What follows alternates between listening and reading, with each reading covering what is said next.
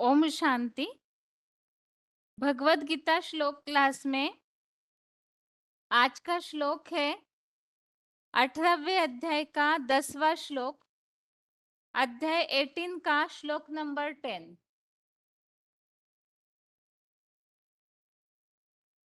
श्लोक है, न द्वेष्ट्य कुशलम कर्म कुशले नानुषज्यते त्यागी सत्व समाविष्टो मेधावी छिन्न संशयः। श्लोक दोबारा, न द्वेष्ट्य कुशलम कर्म कुशले नानुषज्यते त्यागी सत्व समाविष्टो मेधावी छिन्न संशयः। श्लोक का संधि विच्छेद है, न द्वेष्टि अकुशलम कर्म कुशले न अनुषज्यते त्यागी सत्व समाविष्टो मेधावी छिन्न संशयः। श्लोक का संधि विच्छेद दोबारा, न द्वेष्टि अकुशलम कर्म कुशले न अनुषज्यते त्यागी सत्व समाविष्टो मेधावी छिन्न संशयः।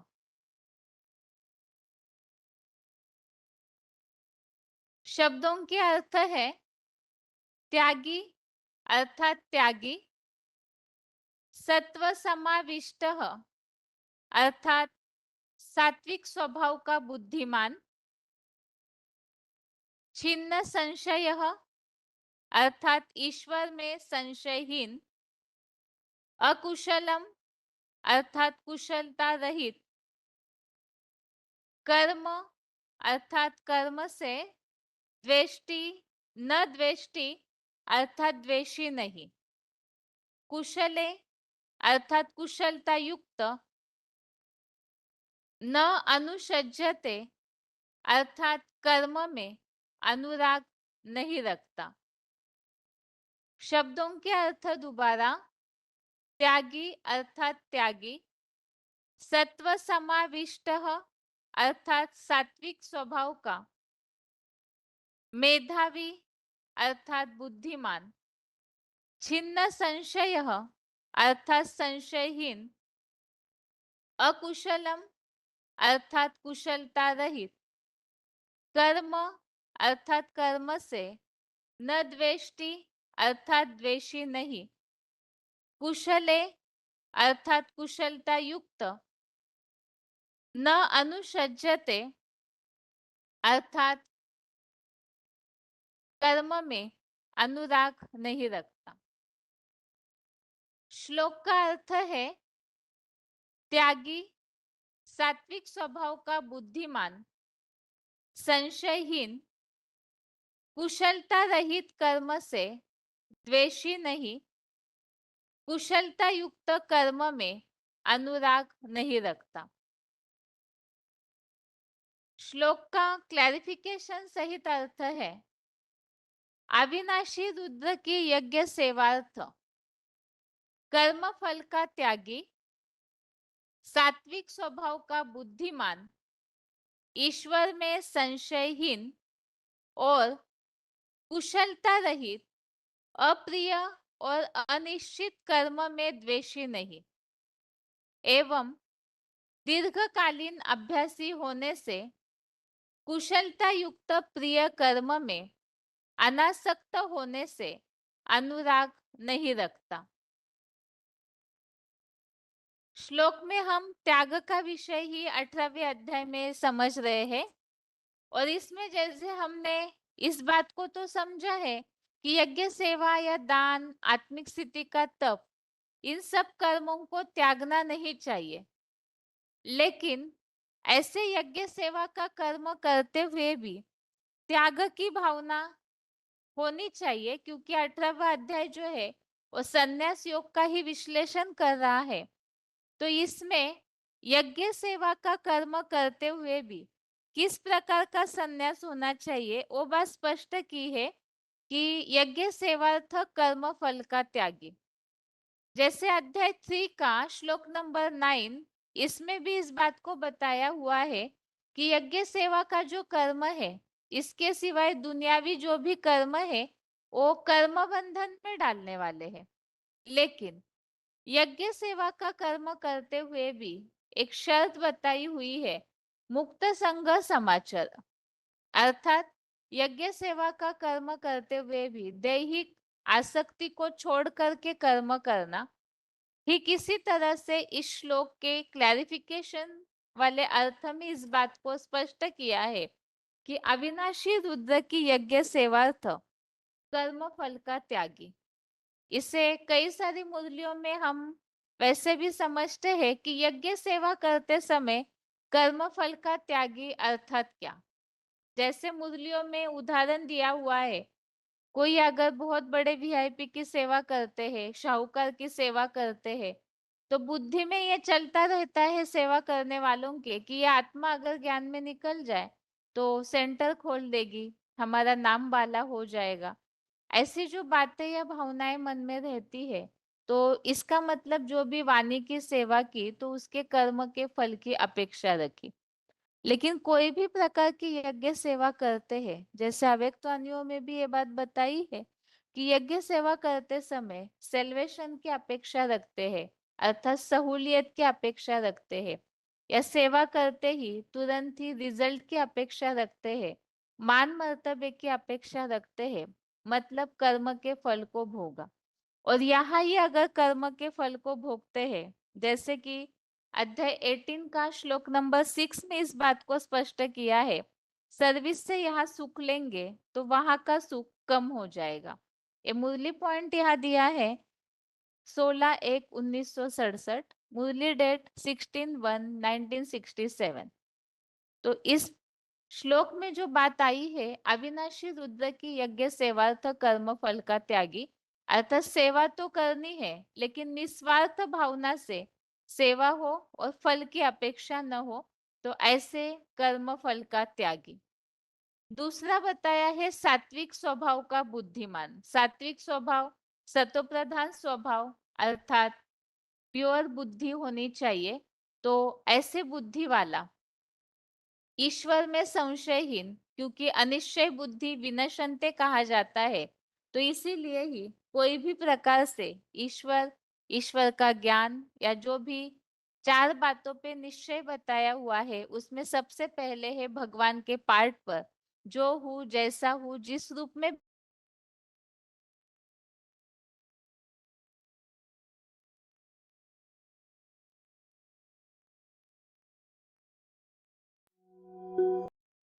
से नहीं होता है, तो इसी प्रकार यहाँ ईश्वर और ईश्वर के कार्य में संशयहीन, अर्थात 100% निश्चय बुद्धि।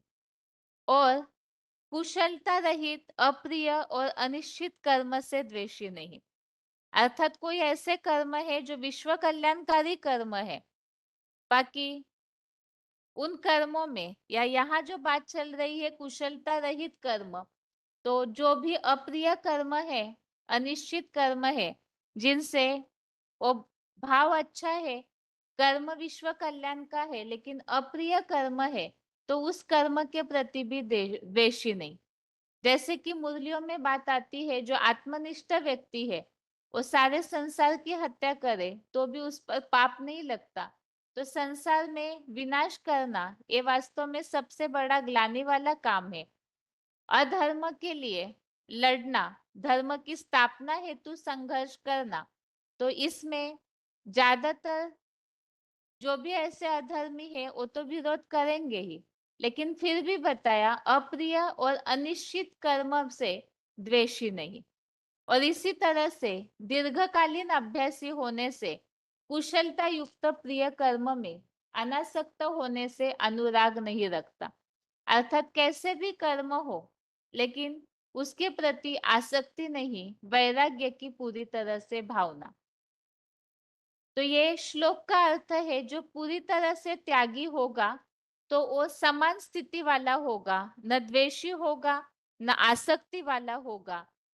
जैसे कि अध्याय 14 का जो श्लोक आगे रिवीजन में है, तो उसमें यही प्रसंग चल रहा है। मान अपमान में समान, सुख दुख में समान, निंदा स्तुति में समान, अच्छे या बुरे में कोई घृणा या द्वेष भाव नहीं रखता है। यही प्रसंग आगे के श्लोक में भी है। तो इसीलिए उन्हीं पॉइंट्स को हम इस श्लोक के साथ ही सुनेंगे, ताकि इस श्लोक में जो बात या प्रसंग चल रहा है वो भी हमें स्पष्ट हो।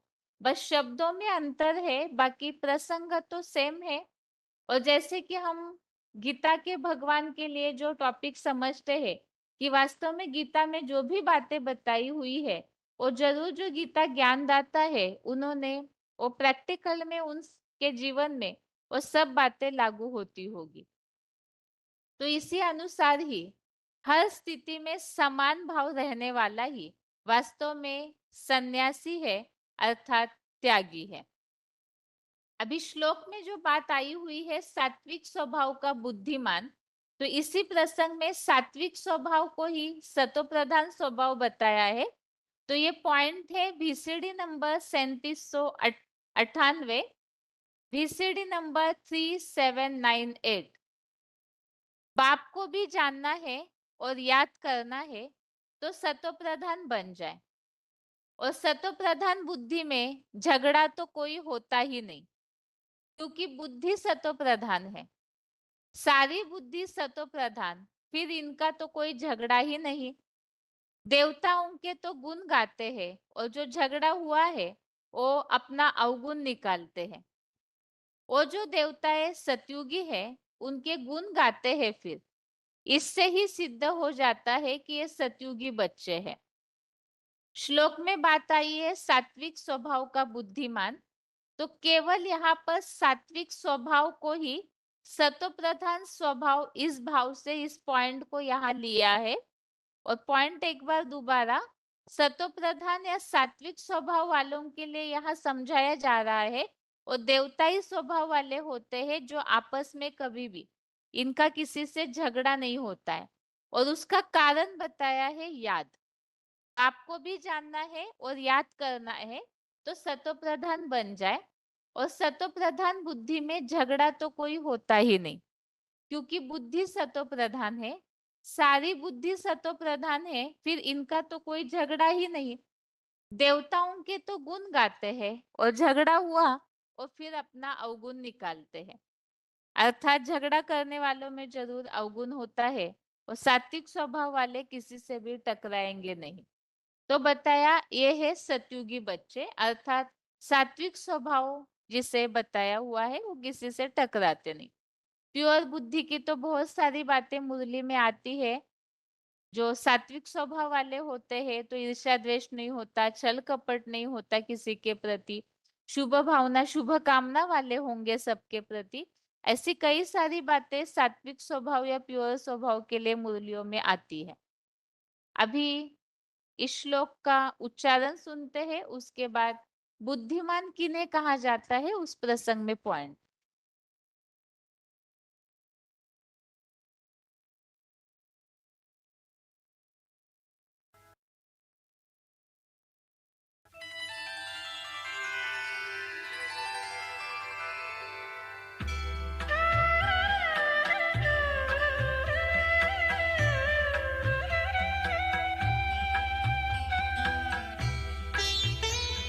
है अध्याय 18 का 10वां श्लोक। न द्वेष्ट्य कुशलं कर्म कुशलेनानुषज्यते त्यागी सत्त्वसमाविष्टो मेधावी छिन्न संशयः। त्यागी सत्व समाविष्ट मेधावी, त्यागी सात्विक स्वभाव का बुद्धिमान, छिन्न संशय अकुशलम, संशयहीन कुशलता रहित, कर्म द्वेष्टि न कुशले न अनुषज्यते, कर्म से द्वेषी नहीं, कुशलतायुक्त कर्म में अनुराग नहीं रखता, त्यागी सत्व समाविष्ट, मेधावी छिन्न संशय, अकुशलम कर्म द्वेष्टि न कुशले न अनुषज्यते। भावार्थ, अविनाशी रुद्र की यज्ञ सेवार्थ कर्मफल का त्यागी, सात्विक स्वभाव का बुद्धिमान, ईश्वर में संशयहीन और कुशलता रहित, अप्रिय और अनिच्छित कर्म से द्वेषी नहीं एवं दीर्घकालीन अभ्यासी होने से कुशलतायुक्त प्रिय कर्म में अनासक्त होने से अनुराग नहीं रखता। अध्याय 18।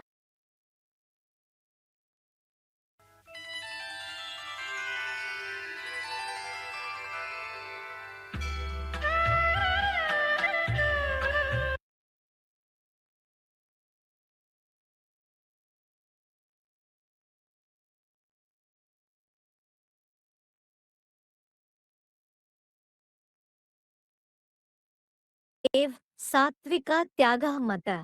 भावार्थ, हे अर्जुन, विश्व का किया जाता है वही अव्वल नंबर सत्युगी सुखदायी सात्विक त्याग माना जाता है। अध्याय 18 का 10वां श्लोक। न द्वेष्ट्य कुशलं कर्म कुशलेनानुषज्यते त्यागी सत्त्वसमाविष्टो मेधावी छिन्न संशयः।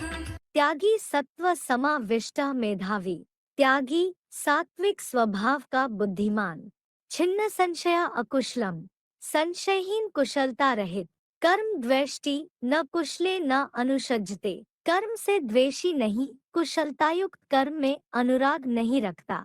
त्यागी सत्व समाविष्ट, मेधावी छिन्न संशय, अकुशलम कर्म द्वेष्टि न कुशले न अनुषज्यते।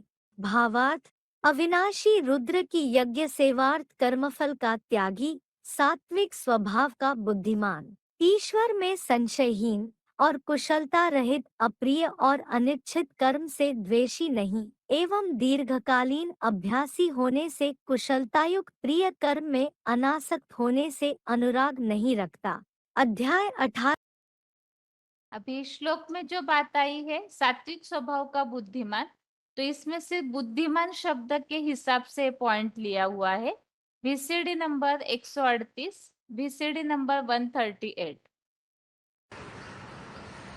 तुमको बाप अब अच्छी रीति समझाते हैं, बुद्धि में अच्छी रीति धारणा करनी है। जब बाबा की बुद्धि में है तो तुम्हारी बुद्धि में भी रहना चाहिए। मैं तुम आत्माओं को आप समान बनाता हूँ, माना?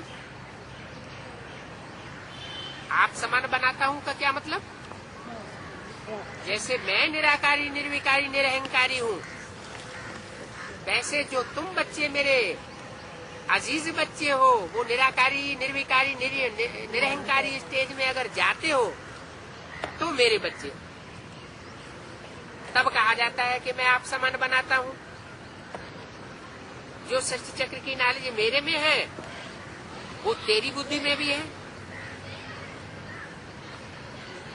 माना? यहाँ तेरी शब्द क्यों लगाया?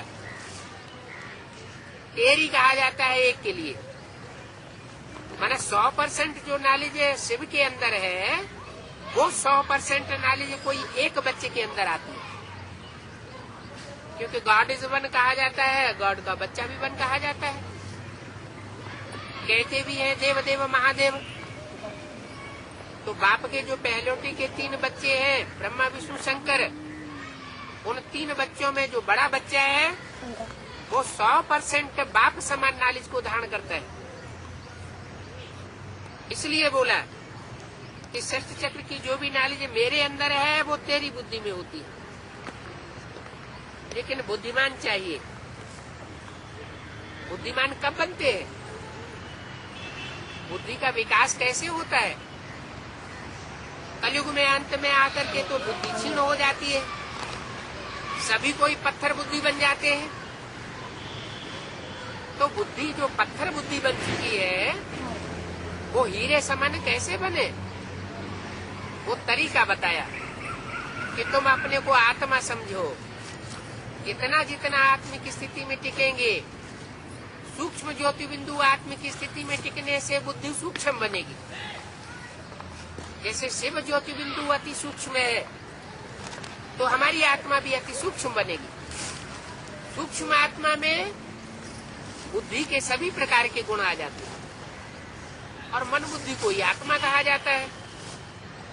तो बोला कि तेरी बुद्धि में भी वही ज्ञान आ जाता है, इसके लिए बुद्धिमान चाहिए, बाबा के साथ योग भी हो और घड़ी घड़ी विचार सागर मंथन चलता रहे।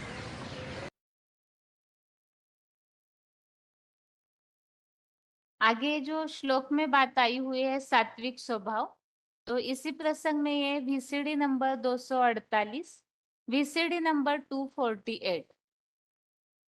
यह नहीं जानते कि 21 जन्मों के पद के हिसाब से 63 जन्मों में भी हिसाब किताब बनता है। यहाँ अगर मेंटालिटी नीची हो गई, 21 जन्मों के लिए जो प्राप्ति होती है उसमें नीची मेंटालिटी बना ली, नीचा एम ऑब्जेक्ट बना लिया, तो 63 जन्मों में भी क्या होगा, नीच मेंटालिटी बन जाएगी। कोई कहते हैं अच्छा जो मिले सो ठीक, बाप तुमको समझाते हैं, बाप बच्चों को बार बार समझाते हैं, तुम तो सतो प्रधान थे, अभी तुम तमो प्रधान बन गए हो, अभी बाप को याद करो तो फिर सतो प्रधान बन जाएंगे। कोई भी निगेटिव संकल्प बुद्धि में नहीं आवेगा, इसमें कोई तकलीफ की बात नहीं। यहाँ ये पॉइंट इस हिसाब से लिया है, सतो प्रधान बुद्धि या सात्विक बुद्धि अर्थात क्या, तो कोई भी निगेटिव संकल्प बुद्धि में नहीं आवेगा, इसमें कोई तकलीफ की बात नहीं। सिर्फ आत्मा को कहा जाता है अपनी बुद्धि बाप के साथ लगाओ, इसमें बुद्धि पवित्र चाहिए। किसमें? बाप के साथ बुद्धि लगाने के लिए शर्त क्या है? बुद्धि पवित्र चाहिए। तो सात्विक स्वभाव, सतो प्रधान स्वभाव अर्थात निगेटिव संकल्प नहीं आएगा, और ऐसे जो स्वभाव है वो यहाँ ही बनाना चाहिए ताकि 63 जन्मों में भी वैसे ही स्वभाव बने। ये पॉइंट इस भाव से यहाँ लिया हुआ है सात्विक स्वभाव। अभी आगे है रिवीजन, और रिवीजन के लिए जो 14वें अध्याय का 24वां श्लोक है, उसमें पिछले क्लास में हमने पॉइंट्स नहीं सुने थे, तो इसीलिए आज के क्लास में फिर से इसी श्लोक को पॉइंट्स के साथ रिवाइज किया जा रहा है। अध्याय 14 का श्लोक नंबर 24 है, सम दुख सुख स्वस्थ समलोष्टाश्म कांचनः तुल्य प्रिया प्रियो धीरः तुल्य निंदात्म संस्तुति है। श्लोक दोबारा, सम दुख सुख स्वस्थ समलोष्टाश्म कांचनः तुल्य प्रिया प्रियो धीरः तुल्य निंदात्म संस्तुति। अर्थात जो नारकीय संसार के सुख दुख में ज्योति बिंदु आत्मा में सदाशिव समान आत्मस्थ है, मिट्टी पत्थर सोने जैसे कोई में भी समदृष्टि है, प्रिय अप्रिय में राग द्वेषहीन एक समान, आगमापाई सुख दुख में धैर्यवान है, अपनी निंदा स्तुति में एक समान रहता है।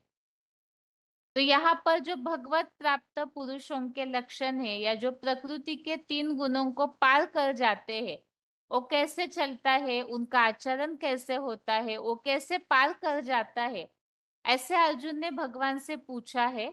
तो उनके लक्षण यहाँ बताए हुए हैं। सुख दुख में सदैव आत्मस्थ, आत्मिक स्थिति वाला जो है 100% बिंजु रूप स्टेज, देहभान जिनमें नहीं है तो सुख दुख में एक रस रहेंगे। मिट्टी पत्थर सोने जैसे में भी, जैसे कोई में भी, अर्थात कैसे भी कैटेगरी की आत्माएं हो उनके प्रति भी वो समदृष्टि वाले होंगे। प्रिय अप्रिय में राग द्वेषहीन अर्थात एक समान होंगे, और सुख दुख में धैर्यवान, निंदा स्तुति में एक समान।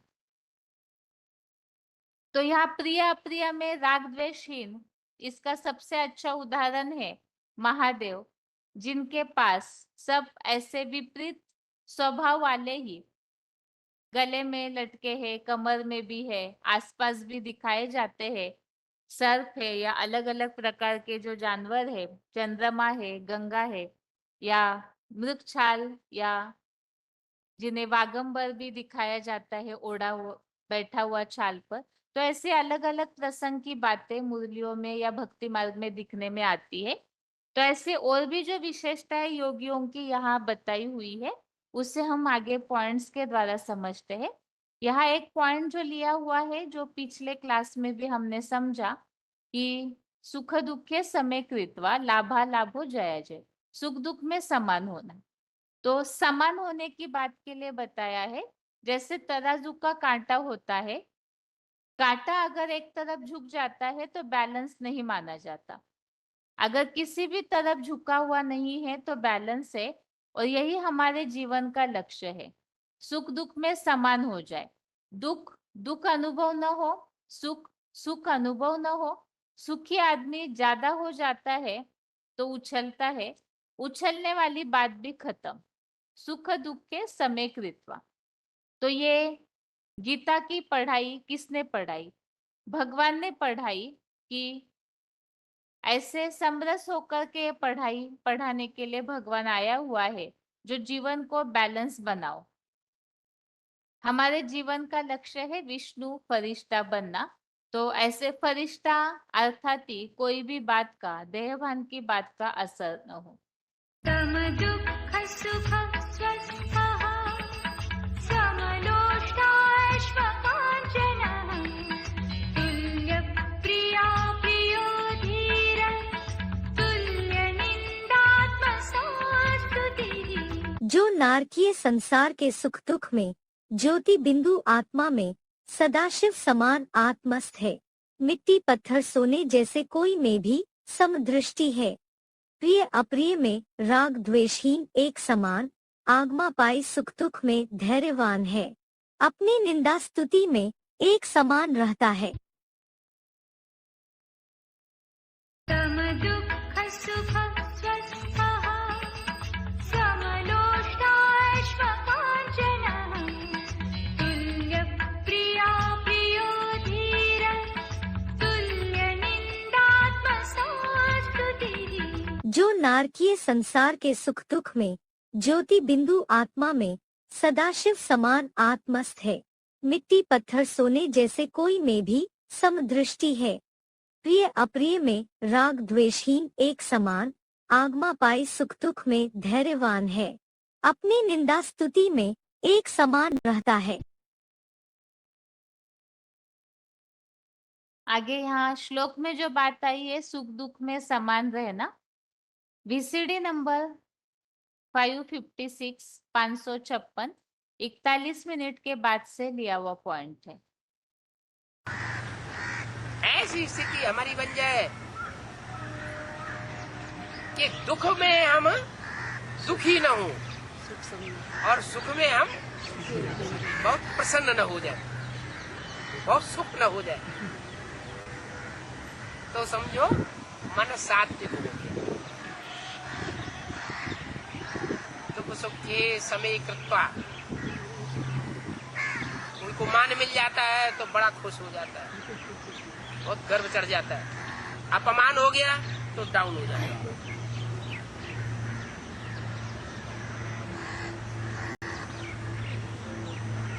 कौन करता है? बुद्धि करती है या मन करता है? ये मन का काम होगा। मन जब बुद्धि के कंट्रोल में आ जाता है तो कोई अपमान करता रहे, कोई असर नहीं पड़ेगा, कोई मान सम्मान करे, कोई असर नहीं पड़ेगा। क्यों? क्योंकि ज्ञान बुद्धि में भरा हुआ है। इस दुनिया का मान अपमान क्षण भंगुर है। मान मर्तबा इस दुनिया का मिल जाए, कोई प्रधानमंत्री बना दिया जाए, राष्ट्रपति बना दिया जाए, तो अल्पकाल का है या सदा काल का है? आज राष्ट्रपति बनते हैं, प्रधानमंत्री बनते हैं, और आज ही उनके बीवी बाल बच्चों का अपहरण कर लेते हैं।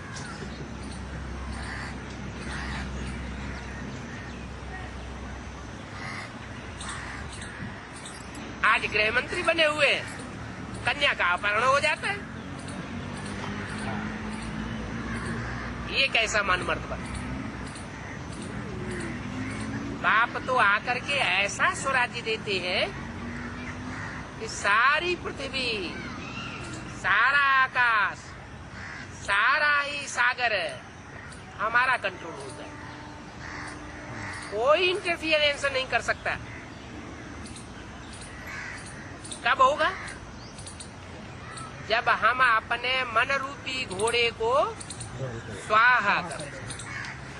इस दुनिया की जो भी इच्छाएं हैं, इस देह से संबंधित इच्छाएं, क्या इस देह के संबंधियों से संबंधित इच्छाएं, इस देह के जो भी पदार्थ हैं उनसे संबंधित इच्छाएं सब स्वाहा हो जाए, कोई इच्छा न रहे। फटा टूटा कपड़ा मिल जाए, ठीक है, देह का पदार्थ है ना। XYZ संबंधी मिल जाए, संबंध जोड़ने वाले, ठीक है। आंख धतूरा मिल जाए, ठीक है, हैं? शिव के ऊपर आंख चढ़ाया जाता है, धतूरा चढ़ाया जाता है, तो उसको वो खुशी खुशी ग्रहण कर लेते हैं। ये अच्छा अच्छा थू थू कड़ुआ कड़ुआ थू, अब वो अच्छा अच्छा हप हप कड़ुआ कड़ुआ थू थू, वो सही पहचाना, है सही पहचाना। सारा ग्रहण करते हैं ना। माने फूल जैसी आत्माएं जो अक की फूल जैसी हो, दुर्गंध आती है उनको भी, और जिनमें सुगंध आती है उनको भी, सबको स्वीकार करते हैं।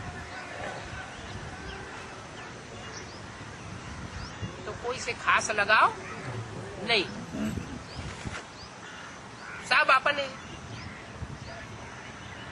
तो कोई इच्छा नहीं, अपनी कोई इच्छा नहीं। अगर इच्छा है तो सारे विश्व का कल्याण, विश्व कल्याण की इच्छा है। विश्व कल्याण की इच्छा माने रूहानी स्टेज। देह के लिए, देह के पदार्थों के लिए, देह के संबंधियों के लिए कोई इच्छा है, माना रूहानी स्टेज नहीं बनी, देह भान आता है।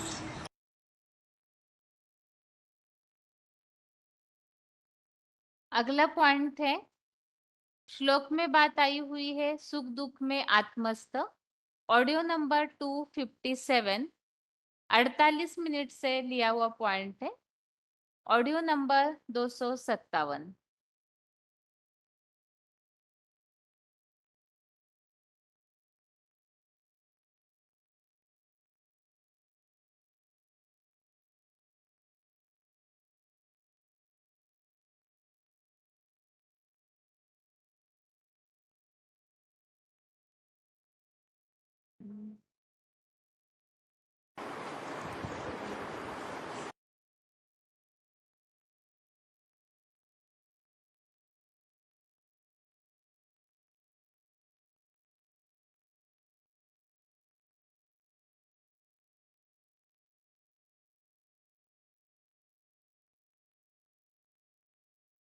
VCD number 970, समदृष्टि, VCD number 970।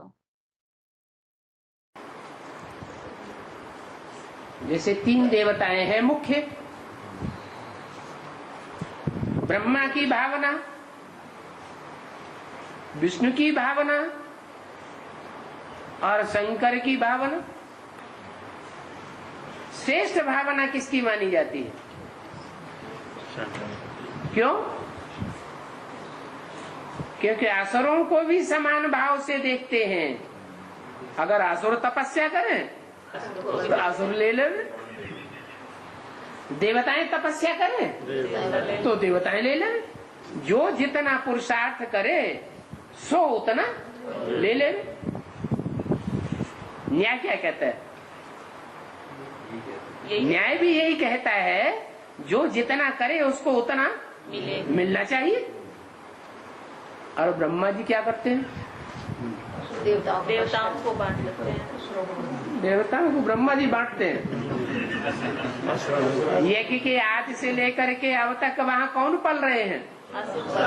सारे ही असुर पल रहे हैं। जिन्होंने ज्यादा चमचागिरी की, जिन्होंने बहुत तपस्या की, ब्रह्मा ब्रह्मणे नमः ब्रह्मणे नमः, बहुत ब्रह्मा का नाम लिया, तो उनको ही वरदान दे दिया। शास्त्रों में ऐसा आया है ना। शास्त्र कहाँ की यादगार है? संगम युग की ही यादगार है। तो जितने भी असुर हैं, फले फूले हैं, तो अम्मा की गोद में बहुत फले फूले हैं। अम्मा का भाव स्वभाव ऐसा होता है, बच्चा चाहे जैसा कैसा भी हो, उस बच्चे को अपनी गोद से अलग नहीं करेगी, उसके लिए भी सुखदायी ही बनेगी। और विष्णु का क्या स्वभाव संस्कार है? जो देव आत्माएं हैं उनको वरदान देंगे, उनको बढ़ावेंगे। असुरों को कभी विष्णु के द्वारा बढ़ावा नहीं मिलता।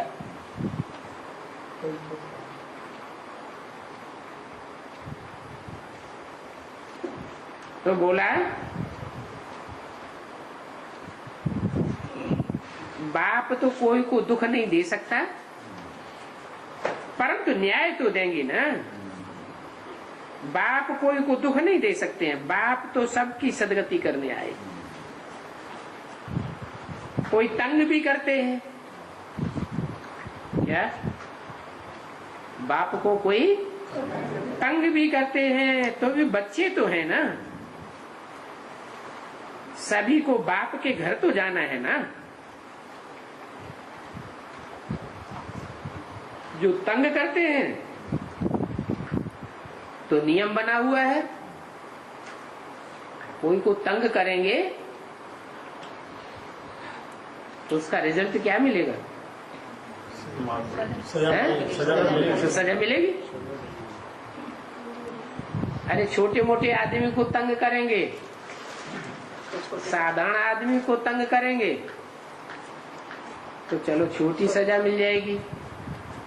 बड़े आदमी को तंग करेंगे तो सजा भी बड़ी मिल जाएगी। तो बाप तो है मीडियम है कि ऊंचते ऊंचे, ऐसे ऊंचते ऊंचे बाप को अगर कोई तंग करेंगे तो बाप तो समझते हैं इनको बहुत सजा मिलने वाली है।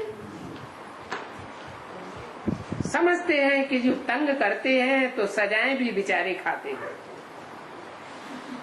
बाप तो फिर भी सुख दाता है?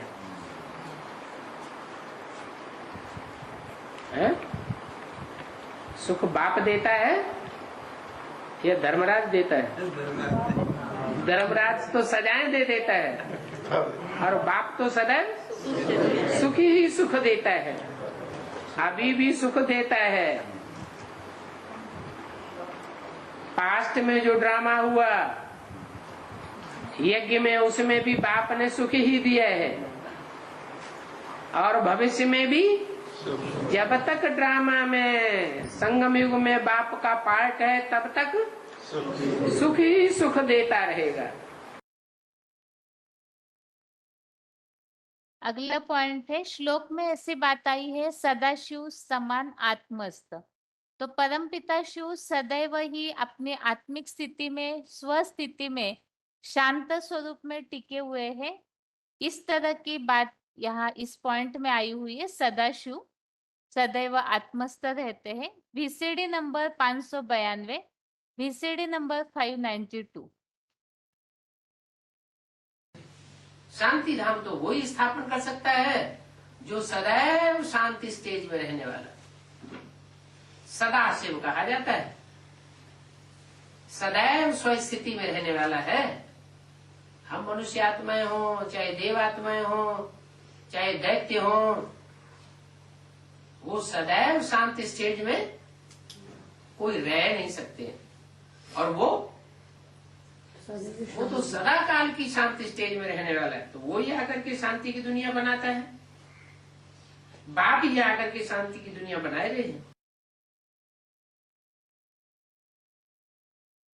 श्लोक में बात आई है, अपने निंदा स्तुति में एक समान रहता है। VCD नंबर 2344, VCD नंबर 2344, 1 घंटा 40 मिनट के बाद से लिया हुआ पॉइंट।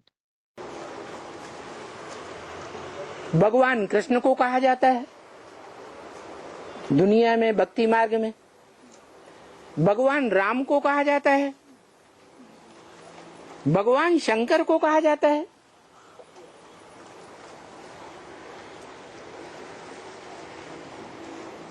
ग्लानि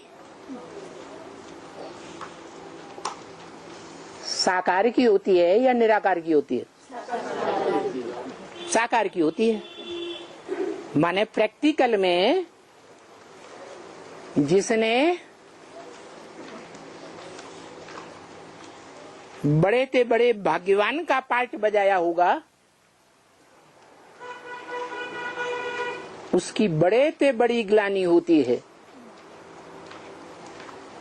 और बाबा ने क्या कहा ग्लानि के बारे में? कलम के धर के पीछे तो कुत्ता भी भूकेंगे। कलम के धर के पीछे कुत्ता भूकेंगे।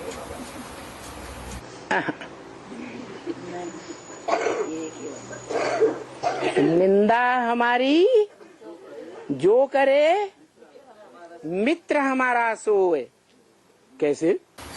निंदा जो करे वो हमारा मित्र। अरे निंदा कोई करता है आमने सामने आकर या पीछे से तो गुस्सा आता है या मित्र पसंद महसूस होता है? गुस्सा आता है, वो हमारा मित्र हो जाता है। ऐसा किसी ने अनुभव किया है? नहीं किया। तो अज्ञानी है या ज्ञानी है? निंदा हमारी जो करे मित्र हमारा सो, ये किसके महावाक्य हैं? है ऊंचे ते ऊंचे भगवंत के महावाक्य हैं, भगवान के महावाक्य हैं। ब्रह्म वाक्य कहा जाता है, वेद वाक्य कहा जाता है। वेद की वाणी भक्ति मार्ग में पत्थर की लकीर मानी जाती है, तो झूठी तो नहीं हो सकती। परंतु ऐसी वाणी को भी कोई प्रैक्टिकल जीवन में अनुभव नहीं कर रहा है। क्या वाणी? कौन सा महावाक्य? अरे निंदा हमारी जो करे मित्र हमारा सोए। अरे इतनी बड़ी दुनिया में हर तरह का पार्ट बजाने वाली आत्मा होनी चाहिए या नहीं होनी चाहिए? है? तो ऐसा पार्ट बजाने वाली कोई आत्मा नहीं होती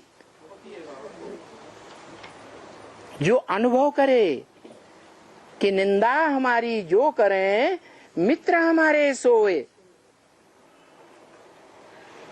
ये बुद्धि में ज्ञान होना चाहिए कि जो आज निंदा करते हैं वो कल हमारा गायन भी करेंगे। आज ग्लानि के पात्र बनते हैं, कल गायन करने के पात्र भी बन जाएंगे। जैसे अखबार वालों के लिए बोला, अखबार वाले तुम्हारी बहुत निंदा करते हैं, तो बताया कि अखबार वाले निंदा करते हैं, भू भू करते हैं। क्या करते हैं? भू भू। तो क्या करो? क्या करो? है? कोर्ट में केस कर दो? नहीं। क्या करो? है? क्या करो? उनको भू भू करने दो, तुम कुछ भी न करो। क्या? तुम कुछ भी प्रत्युत्तर न दो। तो ऐसा तो वो ही करेगा जो इस रहस्य को जानता हो, हमेशा याद रखता हो। क्या? कि जो हमारी ग्लानि करते हैं वो ही हमारी गायन करेंगे, करना ही पड़ेगा।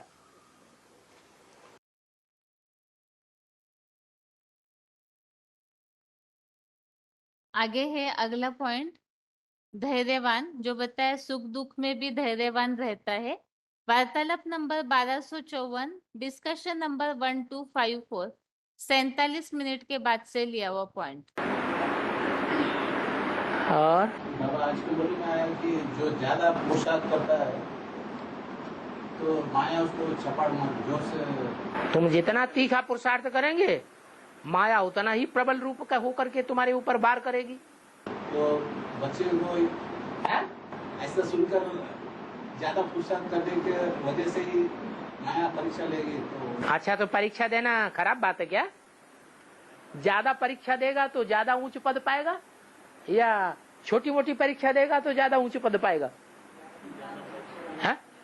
नहीं, ऐसे बच्चे समझेंगे आप ज्यादा पुरुषार्थ करने के वजह से माया चपड़ मार रही है। बच्चे ये क्यों नहीं समझते कि ज्यादा हम पुरुषार्थ करेंगे तो ज्यादा ऊंच पद पाएंगे, ज्यादा परीक्षाएं देंगे तो हमारा पद भी ऊंचा ज्यादा बनेगा। जो परीक्षाएं ही नहीं देंगे उनका पद भी ऊंचा नहीं बनेगा। और माया सर्वशक्तिवान है या बाप ज्यादा सर्वशक्तिवान है? माया अपोजिशन करती है, ये बात ठीक है। माया हमको बार बार डाउन करती है, ये बात ठीक है। द्वापर के आदि से लेकर के हीरो पार्टधारी आत्मा मायावियों का मुकाबला करती रही या नहीं करती रही? है? करती रही। डाउन होती रही या हिम्मत हार गई? है? है? हिम्मत हार गई? है? हिम्मत नहीं हारी, डाउन होती गई। मालूम है कि ये विदेशी बड़े प्रबल हैं, इन्होंने भारत को पूरा ही तहस नहस कर दिया। तो भी राणा प्रताप ने, शिवाजी महाराज ने मुकाबला किया या हाथ पे हाथ धर के जिंदगी में कभी बैठ गए? मुकाबला किया।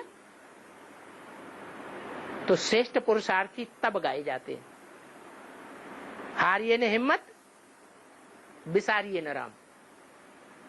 अगर हिम्मत हार गया तो हार गया।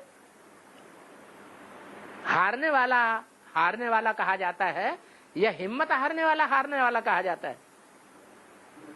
है? साइकिल पर बार बार चढ़ता है और बार बार गिर पड़ता है,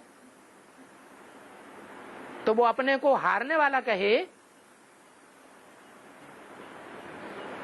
या साइकिल पर चढ़ना छोड़ता ही नहीं, वो हारने वाला कहे? बार बार गिरता है, बार बार गिरता है, बार बार गिरता है, तो हारने वाला है या जीतने वाला है? हिम्मत नहीं छोड़ता।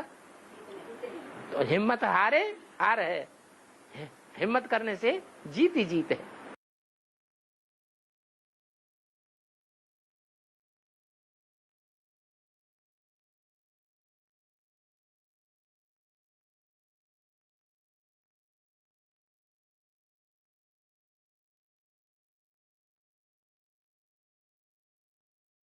श्लोक में जो बात आई है कि कैसी भी आत्माएं हो, प्रिय या अप्रिय, उन सब में समान रहता है।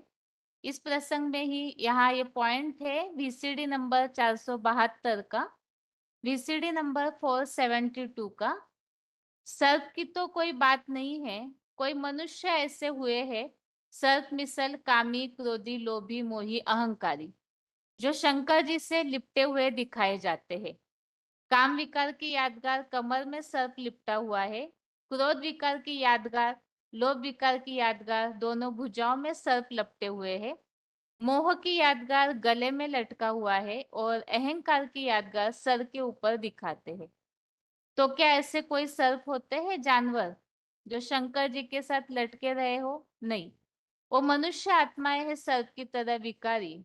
वो विकारी मनुष्य आत्माएं, उनको वो अपने संग के रंग से निर्विकारी बनाता है, पतितों को पावन बनाता है, घबराता नहीं है। सन्यासी क्या करते हैं? श्री को ही नागिन छोड़ करके भाग जाते हैं। है खुद में कमजोरी कि इनके संग से हम पतित न हो जाए, बुद्धि हमारी भ्रष्ट न हो जाए, इसलिए छोड़ के भाग जाते हैं।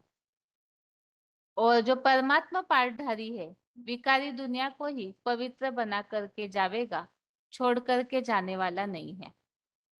इसके पहले एक ऑडियो का पॉइंट जो सुनना था,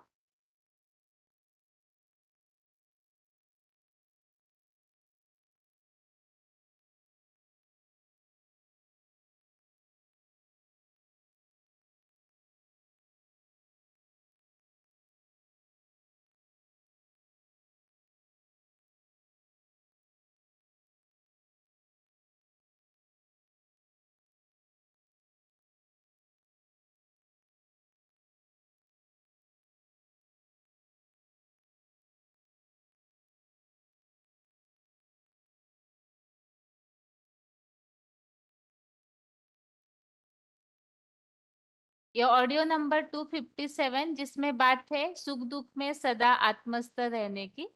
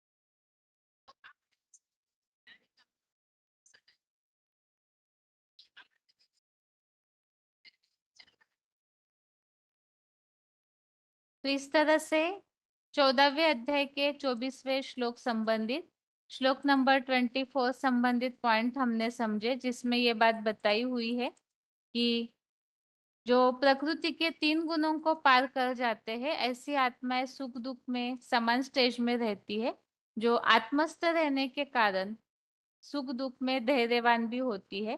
और जैसे बात चल रही थी प्रिय अप्रिय में, कैसी भी आत्माएं हो उनके प्रति समदृष्टि वाली रहती है। यही बात आज के इस श्लोक में अध्याय 18 के श्लोक नंबर 10 में भी बताई हुई है कि कुशलता रहित प्रिय और अप्रिय अनिश्चित कर्म से द्वेषी नहीं और दीर्घकालीन अभ्यासी होने से कुशलता युक्त प्रिय कर्म में अनासक्त होने से अनुराग नहीं रखता है। तो जो भी आत्मिक स्थिति वाली आत्माएं हैं, देहभान से परे जाई हुई, और साथ में ही यहाँ जो बात चल रही है त्यागी आत्माएं, और हर स्थिति में हर आत्माओं के बीच में समान स्थिति वाली होती है। रिवीजन के श्लोक के अलावा आज के इस श्लोक को एक बार रिवाइज करके